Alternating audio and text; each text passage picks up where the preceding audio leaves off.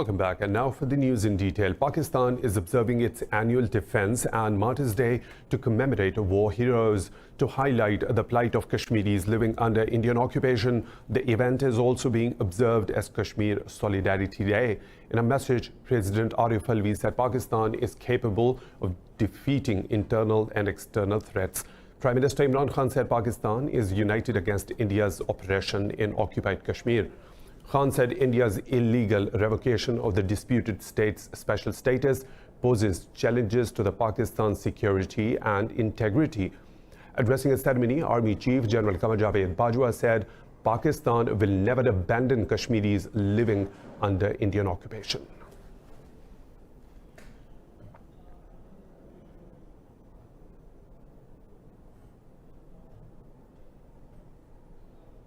France and the UK have criticized Iran's plans to further reduce compliance with the 2015 nuclear deal. Iran says it will end its limits on the development of uranium centrifuges after the US refused a sanctions waiver. Britain says it is deeply concerned by Iran's suspension of limits on nuclear research and development. In a Foreign Office statement, Britain said international partners to deal are working hard to reduce tensions with Iran. France called on Tehran to avoid steps that might jeopardize European efforts to reduce conflict with the US. French Foreign Ministry spokeswoman Anne van der Mol said the development will now be discussed with the International Atomic Energy Agency. Iran detailed its plans for uranium enrichment in a letter to the EU's foreign policy chief, Federica Mogherini. Britain's Prime Minister Boris Johnson says the only way to unite the country is through Brexit. Speaking in Northern England, Johnson ruled out asking for a further delay in Brexit from the EU. He said Parliament has reduced his power to negotiate a better exit deal. The Prime Minister says staying in the EU will not be a good use of public money. Johnson wants to hold elections on October the 15th, but failed to win support from the lawmakers on Wednesday. The House of Commons leader Jacob Rees-Mogg said Parliament will vote on early elections again on Monday. Rees-Mogg also said the Brexit delay bill will be given royal assent once it passes through the House of Lords. He said all legislation needed to leave the European Union on October the 31st is in place. For more on this, we have Alex de Ruyter with us. Thanks, Alex, for your time. First of all, do you think no-deal Brexit could have been avoided and the resignation of the PM, Boris Johnson's brother, would have a real impact on the Labour Party's stance? No, I don't think it will. I think that's a separate thing. I think the issue there is only with Joe Johnson being his brother, of course, citing obvious reasons about the family relationship, and Joe Johnson, of course, had very different views in that regard, as pertains to leaving with no deal. So you can see the personal tension there. No, I don't think that's going to have any real impact on Labor's stance. I think the impact on Labor's stance is solely in terms of Boris Johnson's stated intentions and what his motives may be or not. The key issue, I think, is will the Labour Party be satisfied that the no-deal scenario will have been avoided? And I come back to my point about I don't think they will be completely satisfied until not just having a bill to extend membership receive royal assent, but actually seeing Brussels respond and lock in an extension period so that there would be no opportunity for the Prime Minister to deviate on his stated purpose here. Thanks, Alex, for joining us. Now moving on, US Vice President Mike Pence says Washington supports Britain's planned departure from the European Union. He made the statement after meeting UK Prime Minister Boris Johnson at 10 Downing Street in London. Pence says the US is willing and able to immediately negotiate a free trade agreement with the UK. He says the deal could quadruple trade between the two countries. I'm grateful for your hospitality. I spoke to President Trump this morning, your friend, and he asked me to send you his very best greetings and to assure you that the United States supports the United Kingdom's decision to leave the European Union, but he also wanted me to convey that the United States is ready, willing, and able to immediately negotiate a free trade agreement with the UK.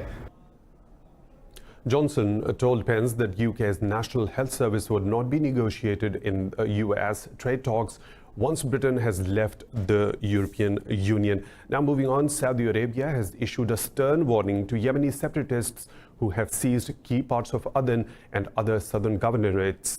Riyadh says any attempt to destabilize Yemen is a threat to its security and stability that will be firmly dealt with. Renewing calls for dialogue, Riyadh called on separatists to return captured military and civilian facilities. In a statement issued through the Saudi press agency, it rejected any alternative to the government of President Mansour Hadi. Meanwhile, thousands of Yemenis marched in Aden in support of the UAE that supports the separatists.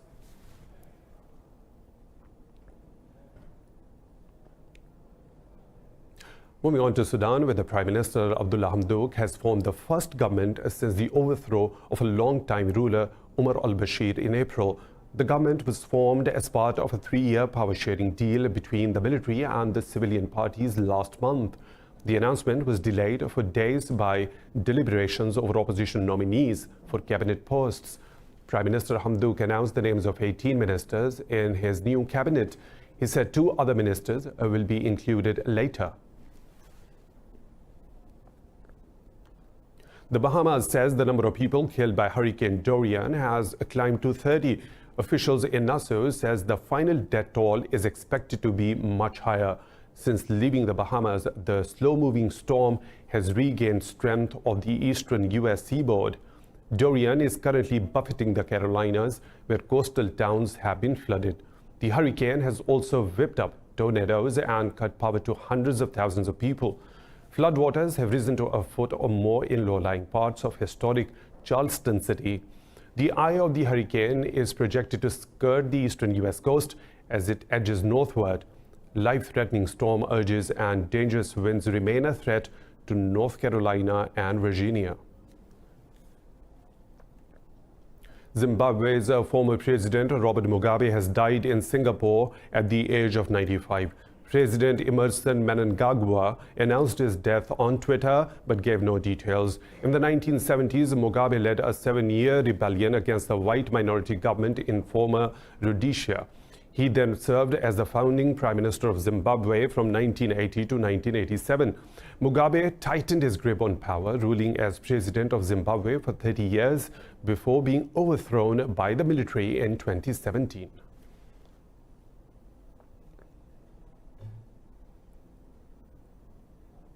German Chancellor Angela Merkel says the trade dispute between China and the US is affecting the whole world. She has expressed hopes the dispute between the world's 2 largest economies can be resolved sooner rather than later. Merkel made the comments during the talks with Chinese Premier Li Keqiang in Beijing. At the meeting, Li said China hopes Germany will accept more Chinese companies and loosen export rules. Prior to their discussions, the leaders attended a welcoming ceremony for the Chancellor. During her 2-day visit, Merkel is expected to push for a European investment deal with China. Merkel will use the trip to persuade Beijing to open up its markets and embrace fairer competition.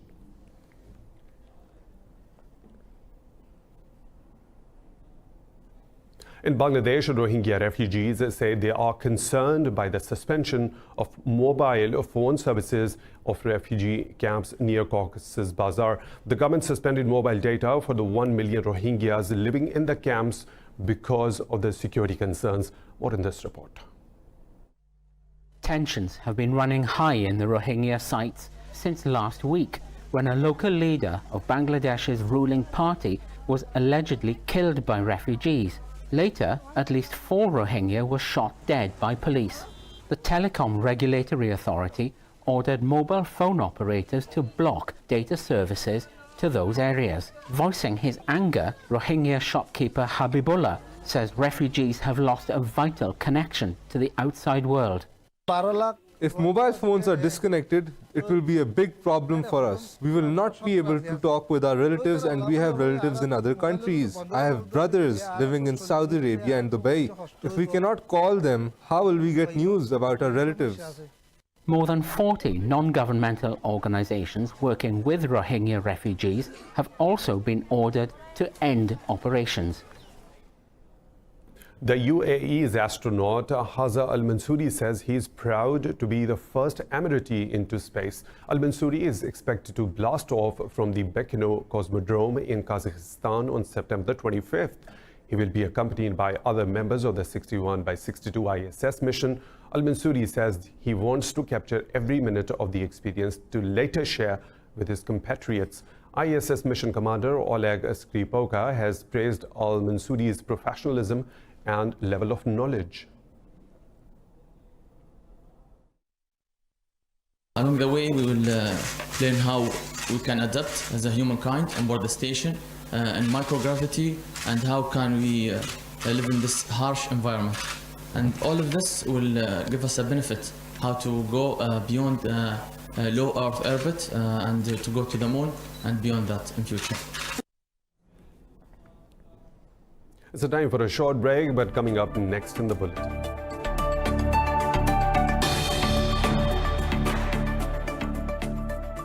Recovering from the effects of the 2011 Tohoku earthquake and tsunami. And thinner ice means less chances of hunting.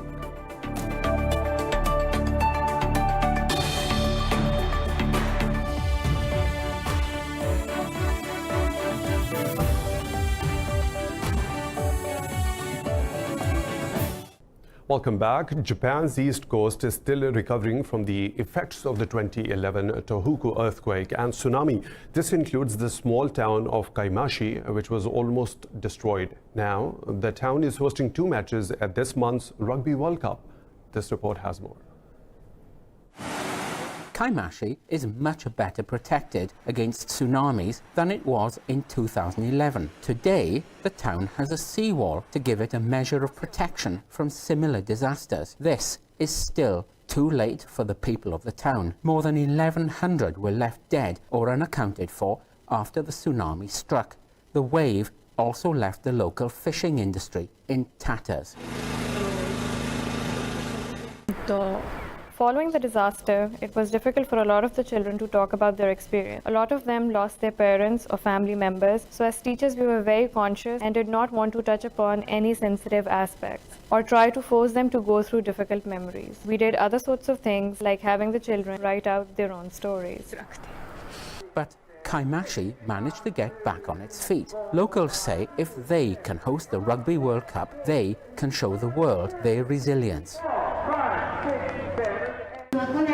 It is a real sense of hope for us to have a place where these 2 schools once stood, to have a place where everyone can band together. Some people see the World Cup as an opportunity to make some money. Others say they would be happy to see some tourists in their town when the 2019 Rugby World Cup kicks off on September 20th. Greenland's village of Kulusuk is known for its famous sled rides, unique traditions revolving around ice and hunting with special sled dogs. But thinner ice and unpredictable weather patterns mean a completely new way of life. Watch this report to know how the people of Kulusuk are adapting to these changes slowly. In this Greenlandic village, the sled dogs are waiting for winter. Hunters prized their endurance and used them to drag sleds across the sea ice as they tracked their prey. But with the Arctic region warming twice as fast as the rest of the planet and sea ice patterns becoming more irregular, there are doubts about the future of this tradition. Many here now hunt and fish from boats for longer. A recent survey said 79% of Greenlanders think the local sea ice has become more dangerous to travel on in recent years. Kunuk Abelson, a young hunter, fishes and tracks prey from his boat in the mild summer months. He keeps nearly 20 sled dogs, many on this island, but worries about their future. He says it would be a blow to the village's traditions if people kept fewer dogs or stopped using them. But he also sees that people are adapting to the changes. The climate change is definitely not a good thing for dog sledding. It's just downhill. But it gives us also other possibilities to fish, mostly. Like Abelson, most of Kulusuk's inhabitants are Inuit, an indigenous people tracing their origins back to Central Asia. They used sled dogs for hunting seal, polar bears and whales for centuries. But the role of the sled dogs is changing, with sledding popular with tourists and for racing. So this researcher believes the dogs will have a place here. at least in the short term. It's actually not just a matter of hunting anymore. It's transforming with life that is transforming and developing here in Greenland. Greenland's unique sled dogs may be adapting, but in the long term, concerns linger over their future as the region warms and the ice becomes less predictable.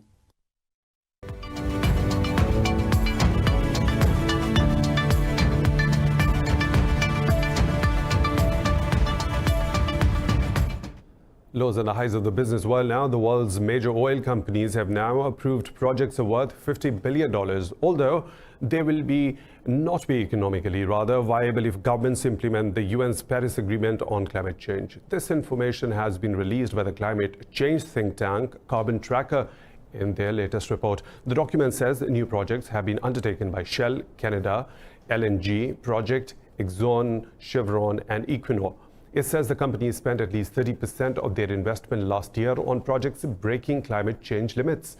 It suggests companies risk wasting $2.2 trillion by 2030 on new projects if the governments apply stricter curbs. While some companies, including Shell, BP, Total and Equinor, have increased their spending on renewable energy, more investment is required. The report ends by saying if a current exploration plan continue, the chances of limiting global warming to 1.6 degrees Celsius are dismal.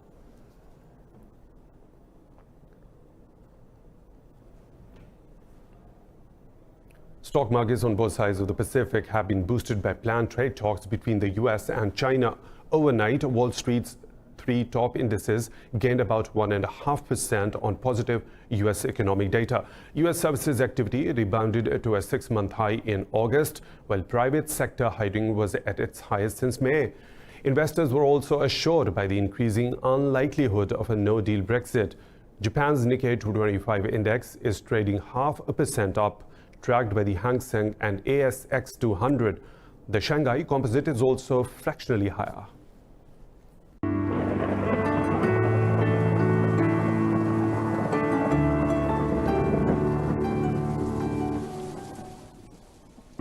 And now the weather situation from around the globe.